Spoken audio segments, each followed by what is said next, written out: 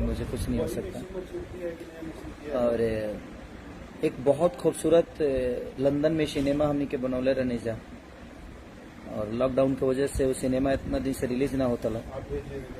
ऐसे जो सब जितना भी DI से लेके डबिंग से लेके हर चीज में कहीं जाए आवे के कोनो बहुत दिक्कत रहा, एक वजह से हो ना पाता। Chhotu Kumar Chaudhary, love you too मेरा भाई। राहुल यादव हाय हाय भाई।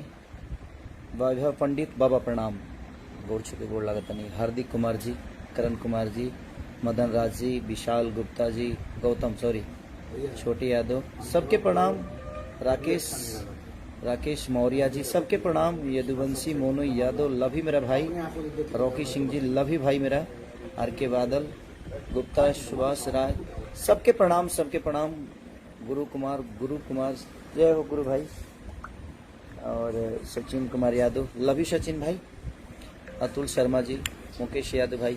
तो बस एगो सिनेमा हमनी के बहुत खूबसूरत, और हमनी के जोड़ी वो लोग नहीं जानते बनी हमार और रजनीश भैया के। ये जब भी आवेला तो कुछ ना कुछ एगो अद्भुत चीज होला।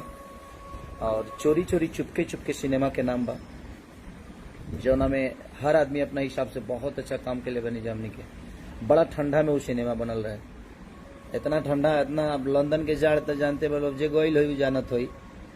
अनुज सिंह राजपूत, लव यू मेरा भाई अनुज भाई। तो थोड़ा सा प्रॉब्लम भाई रहे। दीपक प्रताप, यदुवंशी जी, अमित सिंह जी, लव यू अमित भाई। विकास कुमार, सबके प्रणाम। कादिर माफिया जी, सबके हैप्पी यादव जी, जे भी। और अभी भी ISC फिल्म के द्वारा वो सिनेमा बनल बा, तो काल ओकर ट्रेलर लॉन्च होता। कहाँ से होता जी? ISC फिल्म और इंटरटेन, ये 2 चैनल है, और ये दोनों चैनल आप सबका है। जिस पे खेसारी आता है वो आपका हो जाता है। ये तो मुझे भी पता है कि आप इतनी मोहब्बत देते हैं अपने भाई, अपने